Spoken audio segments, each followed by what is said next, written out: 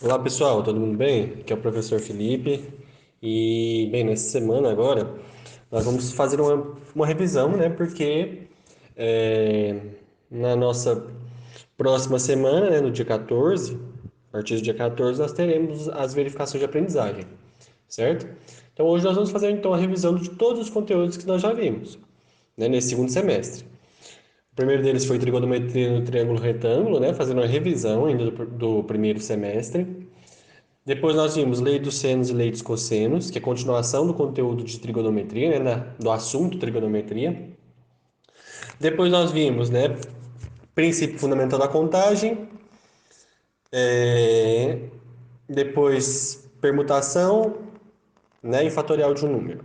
Creio que foram esses tópicos aí que nós trabalhamos. Nós vamos revisar todos eles aqui, tá bom? Então eu peço que vocês acompanhem e, bem, qualquer dúvida me procurem no EO ou, enfim, me mandem mensagem para que a gente possa discutir. Então, como que vai funcionar essa aula? Eu vou, então, resolver questões aqui com vocês. Uma de cada um de um tema, tá? Para ficar mais fácil. Então, bem, a nossa questão número um fala o seguinte, ó. Paulo e Marta estão brincando, oh, perdão. Paulo e Marta estão brincando de jogar dardos. O alvo é um disco circular de centro O. O Paulo joga um dardo que atinge o alvo num ponto que vamos denotar por P. Então, esse ponto P aqui é o ponto do Paulo. Em seguida, Marta joga outro dado que atinge um ponto denotado por M, conforme a figura. Então, aqui está o dardo, né? Circular. O O é como se fosse o centro do dardo, né? O M é onde a Marta acertou e o P é onde o Paulo acertou. Beleza? E aí fala assim, ó, sabendo que a distância do ponto P ao centro O do alvo é a distância, né, PO igual a 10 centímetros, ou seja, esse lado aqui é 10 centímetros, que a distância de P a M, ou seja, PM, né? PM vale 14, e que o ângulo POM mede 120, ou seja, POM vale 120, ou seja, esse ângulo que está no vértice O aqui, ó, certo? POM, então é esse ângulo aqui, vale 120 graus. Ele quer saber o quê? A distância em centímetros do ponto M, ou seja, desse ponto M aqui, até quem? Até o centro. Gente, olha só, aquela regrinha que eu pus para vocês quase nunca falha. Ele quer descobrir esse lado aqui, não é? Mas o que ele deu para a gente? Não foi dois lados e um ângulo? Deu dois lados do triângulo e deu um ângulo, certo? E quer o outro lado. Pessoal, muito provavelmente a gente vai ter que usar o quê? Lei dos cossenos, beleza? Então, olha só, como que a gente vai aplicar a lei dos cossenos nesse triângulo? Observe. Aqui tá aqui, ó. Como que eu fiz? Eu peguei o lado oposto a esse ângulo, é sempre assim, né? O lado oposto ao ângulo ao quadrado. Então, 14 ao quadrado, ou seja, MP ao quadrado, né? É igual a 10 ao quadrado mais o x ao quadrado, esse lado que eu chamei de x, menos duas vezes o 10 vezes o x, vezes o cosseno desse ângulo aqui. Tudo bem? Então, olha só, então ficou 14 ao quadrado, né? Igual a 10 ao quadrado, mais x ao quadrado, menos 2 vezes 10 vezes x, vezes cosseno de 120. E aí eu fiz as continhas, ó. 14 ao quadrado, 196. 10 ao quadrado, 100. O x eu permaneci o mesmo, 2 vezes 10, 20. E o cosseno de 120 eu troquei, que é menos meio. Lembre-se disso. Cosseno no segundo quadrante é negativo, beleza? Aí o que eu fiz, ó? Esse 100 que estava de cá, eu passei para lá subtraindo. Então, 196 menos 100 me dá 96. Beleza? Do lado de cá da igualdade. Do outro lado aqui, continuou, ó, x ao quadrado mais 10x. Esse 10x veio de onde? Veio dessa simplificação aqui, ó. Ó, isso tudo aqui é uma multiplicação, certo? Então, menos com menos dá mais. Então, esse sinal aqui fica positivo. 20 vezes 1, 20. Dividido por 2, 10. Beleza? E aí, o que eu fiz? Peguei esse 96 que estava positivo, passei para o outro lado o quê? Negativo aqui, apareceu aqui, ó. Então ficou x ao quadrado mais 10x menos 96 igual a zero. Mas eu tenho que encontrar o meu valor de x, mas isso aqui é uma equação de segundo grau. Se é uma equação de segundo grau, a gente tem que resolver ela. Então, para isso, a gente usa o quê? Bhaskara. Então, quem que é meu valor de A? Meu A vale 1, meu B vale 10, meu C vale menos 96. Quando você substitui aqui, ó, você vai ter que o B é 10 ao quadrado dá 100. Aqui, menos 4 vezes A vezes C. Então, menos 4 vezes 1, que é meu A, vezes o C, que é menos 96. Dá mais 384 pelo joguinho de sinal, né? Menos com menos, mais. Então, 100 mais 384 me dá 484. Vamos calcular agora o x, ó. Calculando o x, né, que é menos b mais ou menos raiz de delta sobre 2a, nós temos isso aqui, ó. Menos 10 mais ou menos raiz de 484 dividido por 2, vezes 1. Beleza? Então, meu x é menos 10 mais ou menos 22, que é a raiz de 484, dividido por 2. E aí, ó, quando a gente faz essas contas, olha que bacana.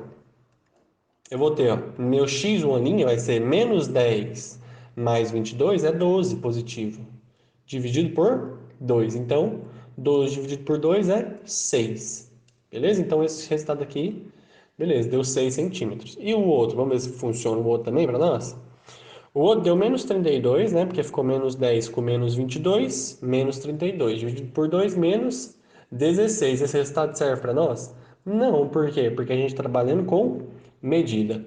Então, se não serve, nós chegamos que nosso resultado aqui é 6. Então, a distância de M a O, 6 centímetros, beleza? Pessoal, espero que tenha ficado claro. Qualquer dúvida, pausa o vídeo, volta, beleza?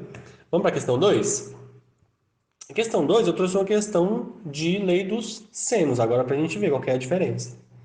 Observem bem, aquele padrão que eu disse para vocês, aquela regra, né, que tem no material de vocês, normalmente serve para essas questões, viu? De lei dos senos e lei dos cossenos. No primeiro caso aí, ó, questão 2, né? Na instalação das lâmpadas da praça de alimentação, a equipe necessitou calcular corretamente a distância entre duas delas, colocadas nos vértices B e C do triângulo, segundo a figura. Assim, a distância D é. Beleza? Então, o que ele quer calcular? Ele quer calcular, então, a distância entre B e C e dessas informações aqui desse triângulo que forma. Beleza? Então, olha só, de A a C vale 50, o ângulo CAB, né, vale 135, o ângulo ABC vale 30, e ele quer saber o tanto aqui de D. Observe agora que ele nos deu dois ângulos e um lado, e está pedindo o outro lado. Normalmente essa ideia se trata do quê? Lei dos senos. Aplicando a lei dos senos, olha só como é que fica tranquilo. Aqui ele fez, ó, o lado dividido pelo seno do ângulo oposto. Então aqui, 50. Qual que é o ângulo oposto a 50 aqui? É o ângulo de 30. Então 50 dividido por seno de 30 é igual a D dividido pelo seno de 135. Beleza? Então olha só. 50 dividido pelo seno de 30, que é meio, e D dividido pelo seno de 135. Seno de 135 é a mesma coisa do seno de 45. Então, por isso que aqui está a raiz de 2 sobre 2. Beleza? Vamos continuar? O que acontece aqui agora? Ó, eu conservei a primeira fração e multipliquei pelo inverso da segunda. Então, 50 por 1 vezes o inverso, não era meio? Ficou 2 sobre 1. Beleza? De cá também eu fiz a mesma coisa. Ó. Conservei a primeira fração, que é d sobre 1, multipliquei pelo inverso, que é 2 sobre raiz de 2. Eu obtive isso. Depois, o que acontece? Fiz as multiplicações, 50 vezes 2, 100, 1 vezes 1, 1. 2 vezes d, né? 2d dividido por raiz de 2. O que acontece? Multiplicamos cruzado, né? 2d vezes 1, 2d. 100 vezes raiz de 2, 100 raiz de 2. Então, esse 2 está multiplicando aqui o d, vai passar dividindo. Então, meu d é 50 raiz de 2 metros. Beleza? E assim a gente termina essa questãozinha aí. Vamos para a próxima? Olha só, a questão número 3 já, eu já vou tratar de qual assunto? Esse assunto aqui já cai na questão de trigonometria no triângulo retângulo. Beleza? Eu troquei a ordem aí dos probleminhas, mas olha só. Vamos lembrar aqui como que a gente faz? Ó. Observe a figura ao lado e determine. Então aqui a figura, né, eu tenho esse triângulo aqui. Ele é retângulo, né? Porque aqui tem esse barranco aqui, que ele tem nome no barranco, né? Aparentemente faz esse ângulo reto aqui, né? Sobe com o ângulo reto. Então esse ângulo aqui é de 30 graus, esse ângulo aqui é 90 graus. Aqui tem 1,5 metros de altura, aqui vale x, aqui vale y e aqui vale x. E aí pergunta qual que é o comprimento da rampa. Então é a rampa que ele vai fazer, né, para casa, para uma casa, enfim. Onde está o comprimento da rampa? É no x ou no y? Observe que a rampa a gente sobe por aqui, não é? Então é esse aqui que é o comprimento dela. Então esse aqui é o valor que ele quer descobrir, o valor de x. Mas observe que nesse triângulo retângulo eu tenho o cateto oposto e quero descobrir quem? A hipotenusa. Cateto oposto a 30 dividido pela hipotenusa, qual a relação? Seno. Então, vou aplicar o seno de 30 graus. Então, o seno de 30 graus é cateto oposto, 1,5, dividido pela hipotenusa, x. Seno de 30 é quanto? Meio. Então, meio vai ser igual a 1,5 dividido por x. Multiplico cruzado, eu chego que x é 2 vezes 1,5 é 3. Beleza? Então, x vale 3 metros. Vamos para o próximo, para a letra B? Olha só, a letra B fala o seguinte, ó, vamos determinar o valor de y. O valor de y, pessoal, vocês podem determinar. No material, no texto básico que eu enviei para vocês, eu fiz calculando pela tangente. Então, você pode calcular ou pela tangente, o y, ou pelo cosseno, que é esse caso que eu fiz aqui, ó. Cosseno de 30 vai ser cateto adjacente a 30, ou seja, y dividido pela hipotenusa, x. Mas observe que a hipotenusa a gente já encontrou. Ela vale x, mais x vale quanto? 3. Então vamos substituir os valores, olha só. Cosseno de 30 é quanto? Raiz de 3 sobre 2, não é isso? O y que eu quero descobrir, dividido por 3, que é a minha hipotenusa do meu triângulo.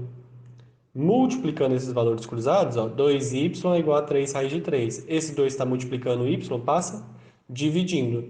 E y vai chegar aqui é igual a 1,5 raiz de 3. Eu deixei essa resposta desse jeito para vocês saberem que o resultado, né, deu o mesmo lá do texto básico que eu deixei para vocês.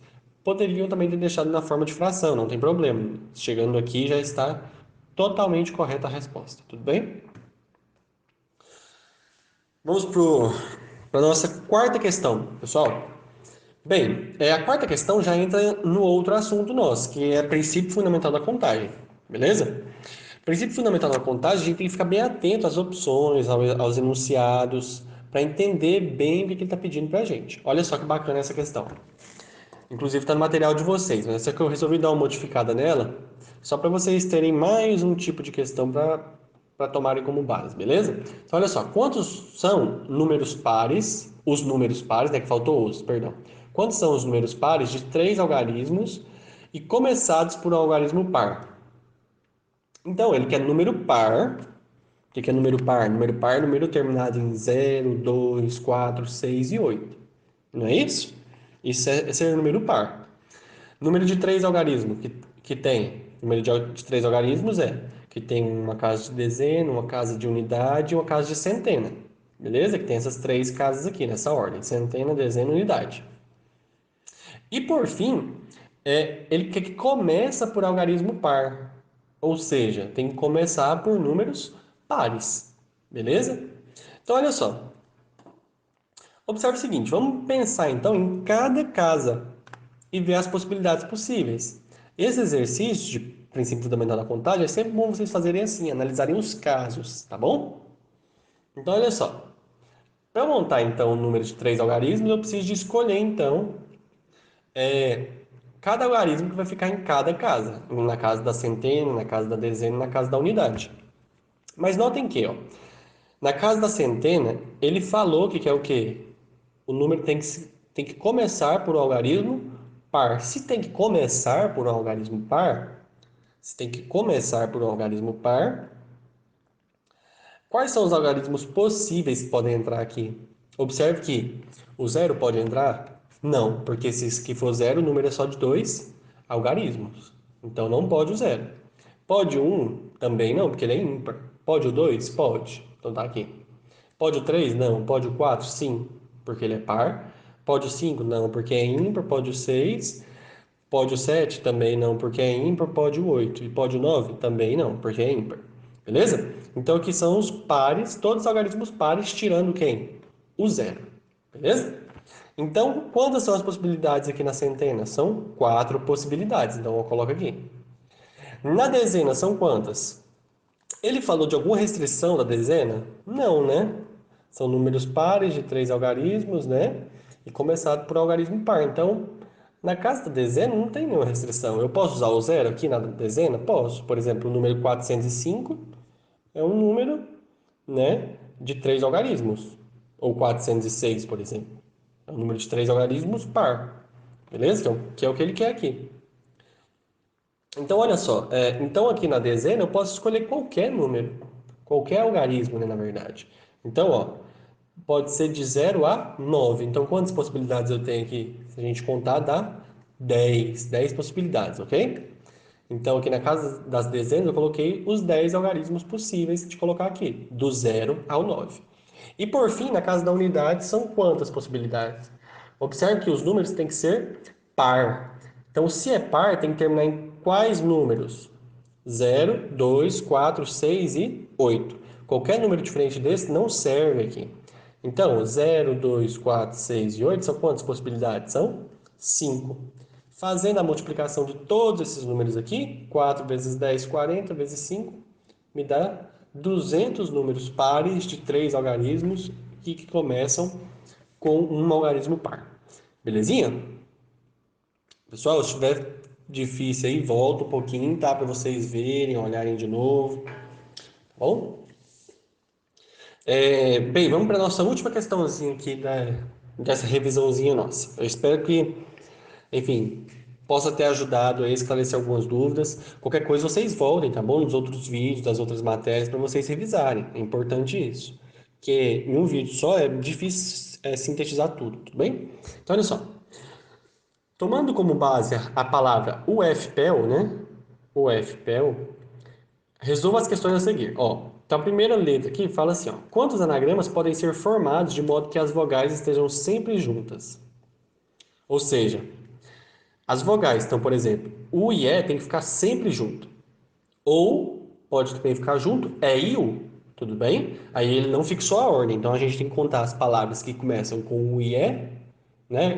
Ou que contém, né? U e E, o dígrafo U e e contar as outras palavras também que contêm o dígrafo EU, né? EU, beleza? Então, olha só. Observem que, quando eu fixo as duas vogais juntas, eu posso mover quantos espaços nessa palavra? Eu posso mover as duas vogais, um espaço. Posso mover a letra F. E posso mover ainda a letra P e a letra L. Beleza? Então são estes pontos aqui que eu posso mover. Então eu tenho 4 espaços para movimentar, entendeu? É como se fosse ideia para embaralhar. Então eu vou mexer então somente nessas posições. Eu vou permutar essas posições, beleza? Esses quatro elementos. Quando eu permuto 4 elementos, como que eu tenho a resposta? Permutar 4 coisas, né? Eu fazer uma permutação de 4 objetos é eu realizar a permutação, né? O P4 que a gente falaria, né? Que é a gente fazer 4 fatorial. 4 fatorial é fazer 4 vezes 3 vezes 2 vezes 1. Fazer essa multiplicação aqui. Beleza? Então aqui fica 24 anagramas possíveis. Beleza? Começando, por exemplo, com EU. Mas observe que, quando eu também começo com o E, eu vou ter a mesma quantidade de anagramas, que eu vou ter 4 possibilidades, vou ter 4 posições também, enfim, vai dar 24 anagramas. Só que eu tenho 24 anagramas com EU e outros 24 com o E, é o que eu escrevo aqui, ó. Assim, né, nós temos quantas palavras totais? 48. Belezinha? Tranquilo? Olha só, a letra B fala assim: quantos anagramas podem ser formados com as letras UF juntas? Isso aqui é a mesma ideia dessa primeira. Então você vai pensar então para UF e depois para FU. E aí você calcula e vai ver, né? quantas possibilidades terão, mas já digo a vocês, muito provavelmente será 48 também, beleza? Porque a gente vai ter quatro espaços novamente para mexer, né? Vai ter o espaço F, o P, o E e o L para movimentar. Então são quatro espaços, você vai fazer 4 fatorial novamente, enfim. E por fim, nós temos quantos anagramas podem ser formados pelas letras P, E e L juntas e nessa ordem. Então olha só, né? Como a gente tem esse agrupamento aqui dessas três letras, a gente vai poder permutar só três espaços na palavra. Por exemplo, esse aqui é um exemplo de palavra, ó. P-E-L-U-F. Outro exemplo, U-F-Pel, U-F-Pelf, né? U-P-O-F, beleza? E assim eu teria só esses três modos aí, esses três espaços, na verdade, para eu permutar, certo? Eu poderia permutar a partícula Pel, ou a partícula U, ou o F, trocar eles de lugar, certo? Observe então, como é só eu trocar esses três de lugar, esse aqui é fazer uma permutação de quantos elementos? 3. Permutação de 3 elementos é 3 fatorial, que é 3 vezes 2 vezes 1, que dá quantos anagramas? 6. Observe que aqui ele fixa que é nessa ordem que ele quer as letras. Se ele não quisesse as letras, a gente também teria que pensar nas variações dessas letras aqui. Por exemplo, elas podem ficar juntas, mas não nessa ordem, entendeu? Poderia ser, por exemplo, L é P, E, L, P, E, P, L, enfim.